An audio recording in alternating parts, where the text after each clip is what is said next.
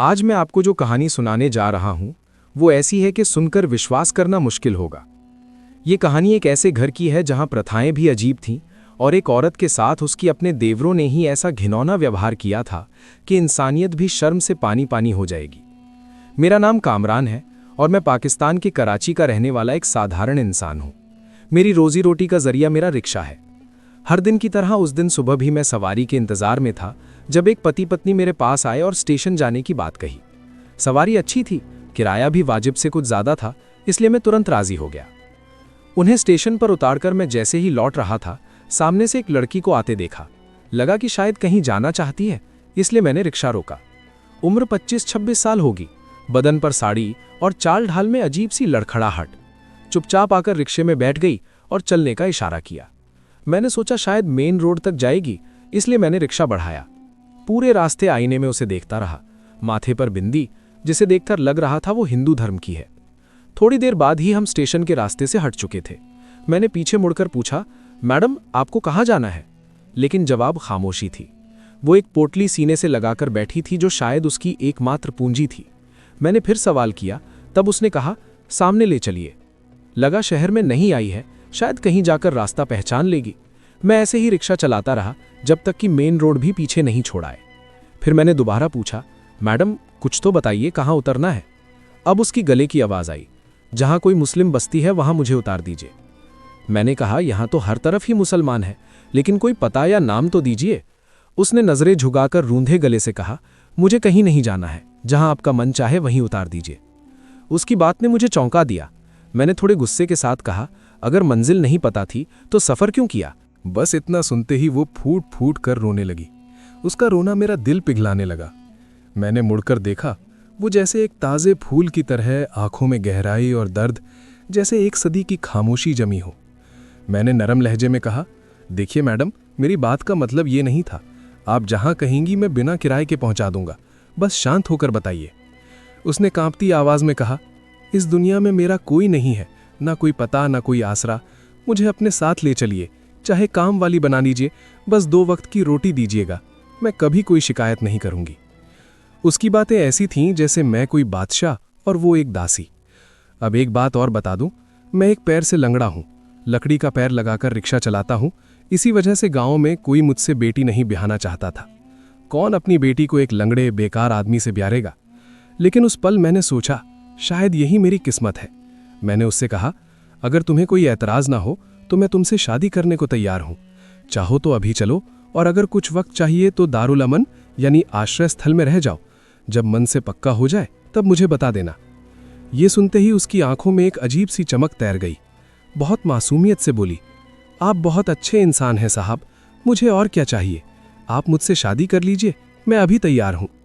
उसकी सरलता और सीधेपन पर मुझे अनजाने में ही हंसी आ गई। मन में एक ख्याल आया, अगर ये लड़की कुछ पलों में ही मेरी जिंदगी में इतनी रोशनी भर सकती है तो पूरी जिंदगी साथ रही तो क्या आलम होगा। यही सोचकर मैंने अपने वकील दोस्त फैजान भाई को कॉल किया और उन्हें सारी स्थिति बताई। उन्होंने थोड़ी देर चुप रहने के बाद नरम लहजे में कहा, कामरान भाई, मामला नाजुक है, सोच समझकर फैसला लीजिए।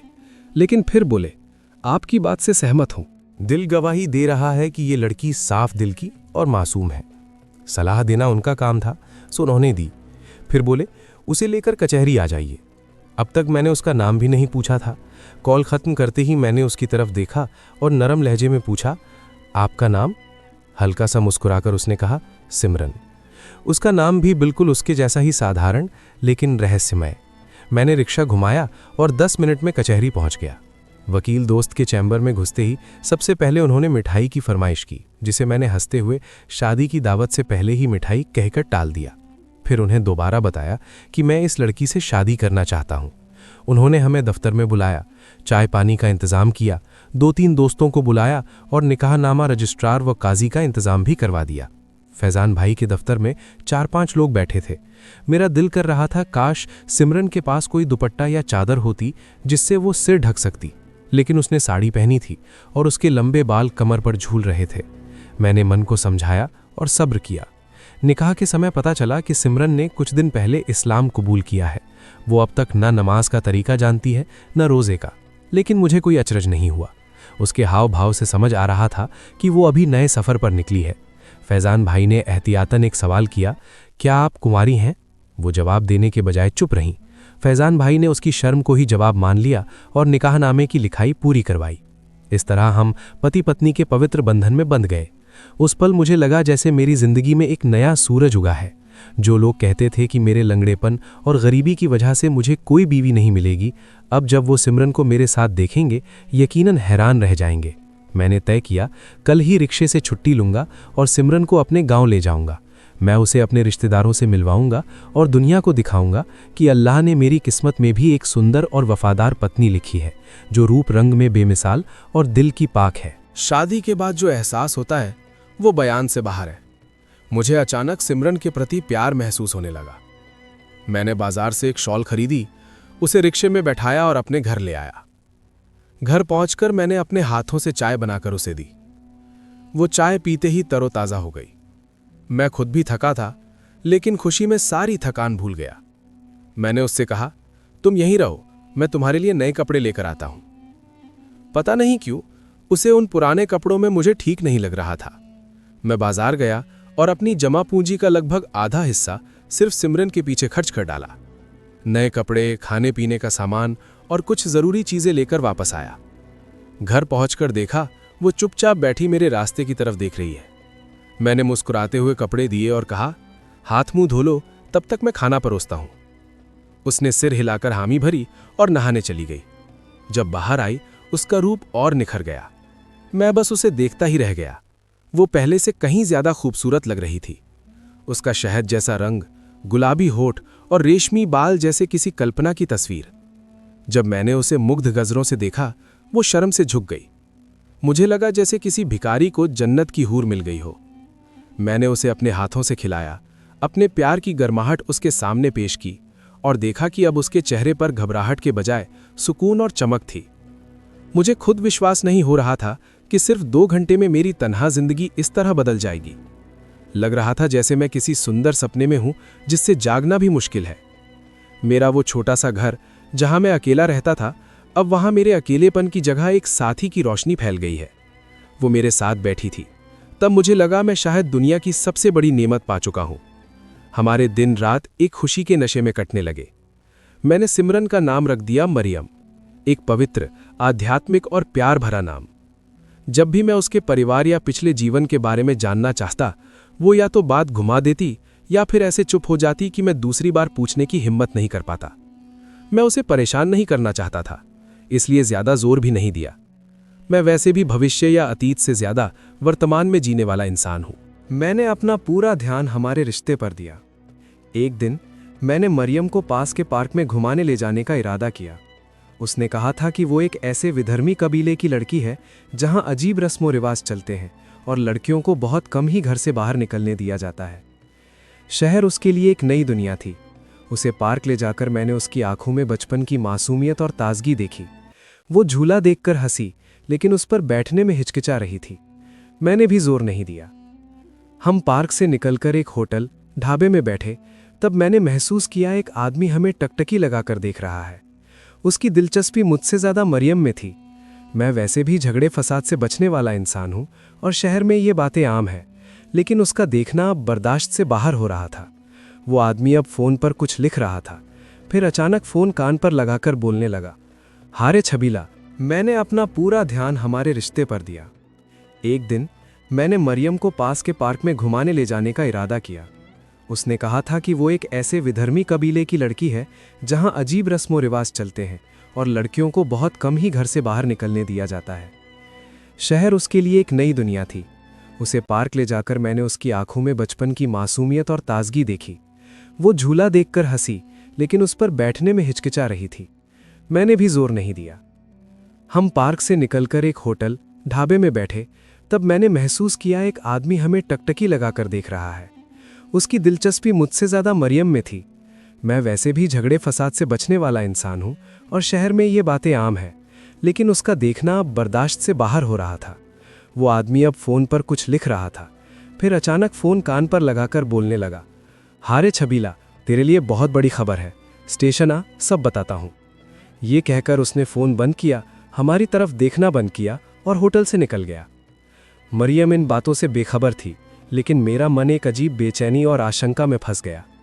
हमने जल्दी खाना खत्म किया और मैं उसे लेकर निकल पड़ा। रास्ते में मुझे लगा कोई हमारा पीछा कर रहा है, लेकिन जब भी मैं पीछे मुड़कर देखता सब कुछ सामान्य ही लगता। समझ नहीं पा रहा था ये मेरे मन का वहम है या हकीकत। करीब 1 घंटे बाद हम घर पहुंचे। तब मगरिब की अज़ान हो रही थी। मैंने मरियम से कहा कि मैं नमाज पढ़ने मस्जिद जा रहा हूं और सख्त हिदायत दी, जो भी आए दरवाज़ा मत खोलना, अगर मेरा नाम भी ले कहना कि नमाज पढ़ने गए हैं। आधे घंटे बाद जब मैं वापस आया, मरियम डर से सहमी हुई थी। उसकी आंखों से पानी बह रहा था। मैंने पूछा क्या हुआ?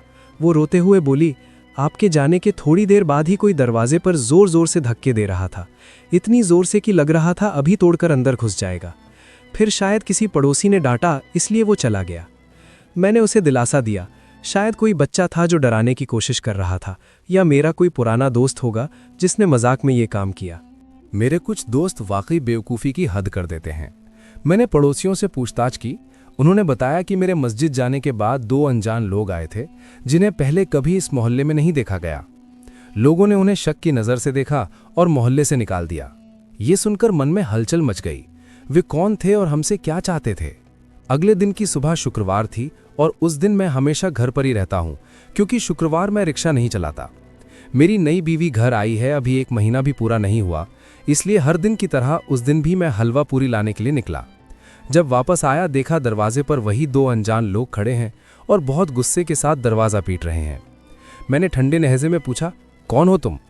उन्होंने गुस्से में कहा, तूने हमारी छोकरी यानी कि लड़की को अपने घर में छुपा रखा है।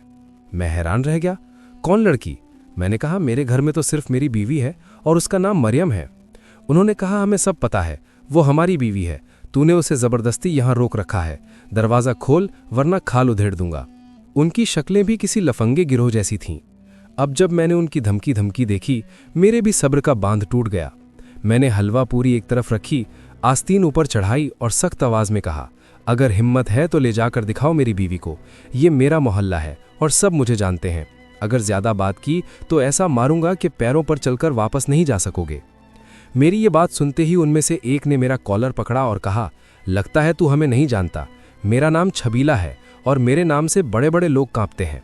मैंने आंखों में आंखें डालकर जवाब दिया, बंदूक के बिना छबीला, मेरे साथ पंगा मत लेना, जो करना है कर ले, मैं तुझसे नहीं डरता। हमारी हाथापाई और आवाज़ सुनकर मोहल्ले वाले जमा हो गए।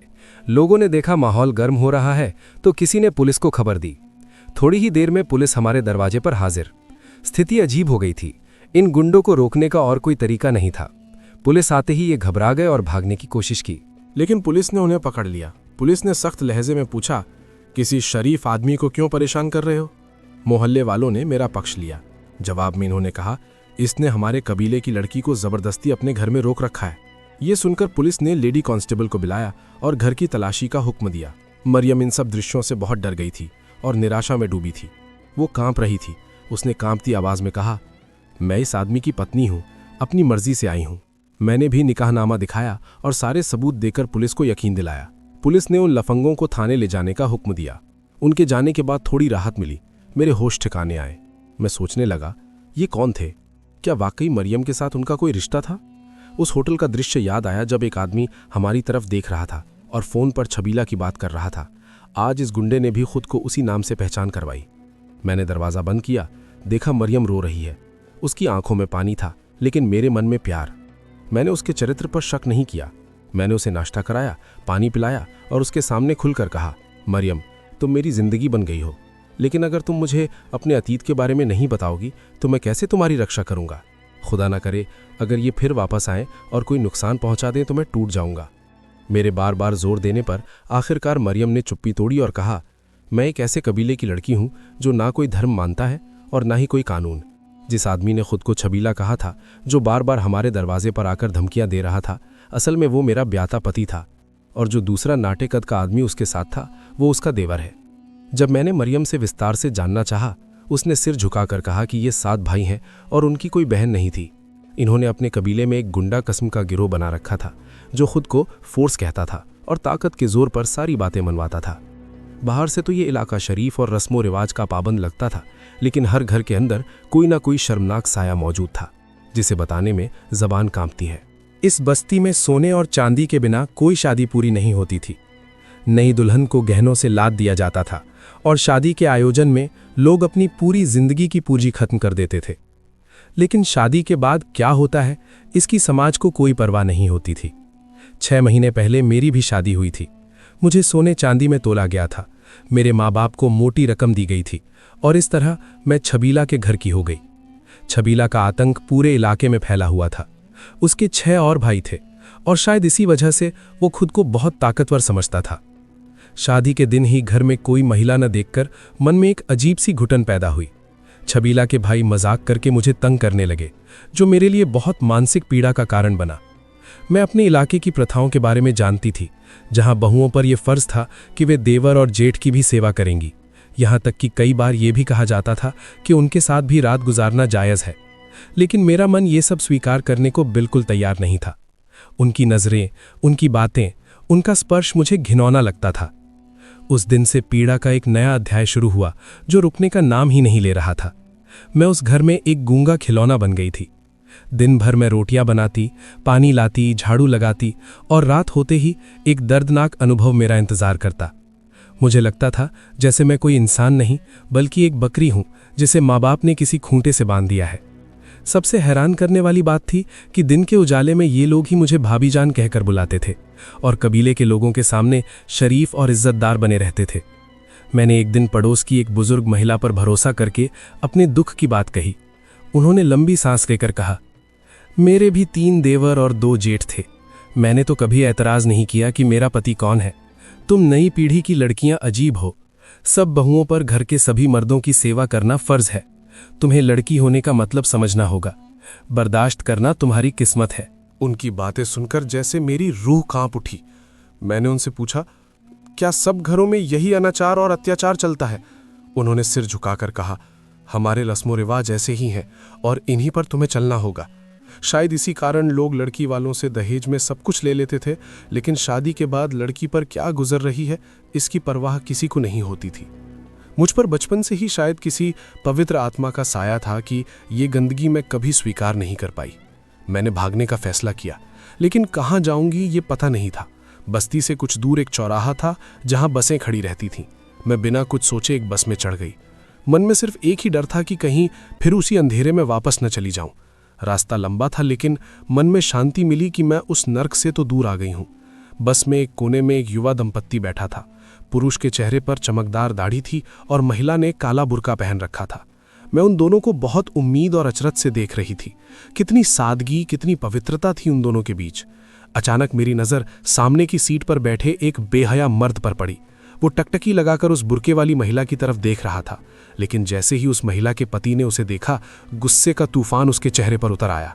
आत्मसम्मान और सुरक्षा की मूर्ति बनकर वो उस आदमी पर बिजली की तरह झपटा। उसने उसे खूब खरी खोटी सुनाई और फिर कंडक्टर समेत बस के सभी लोग उस बेहया पर टूट पड़े। आखिरकार उसे बस से निकाल दिया गया। मैं ये मंजर देखकर हैरान रह गई। क्या वाकई कोई मर्द अपनी पत्नी को इतनी सुरक्षा दे सकता है? जबकि मेरे इलाके में तो मर्दानगी का मतलब यही समझा जाता था कि अगर कोई लड़की दूसरे की नज़र में आ जाए तो उसका मालिक कुछ पैसों के लिए उसे किसी और के हाथों में सौंप भी देता है।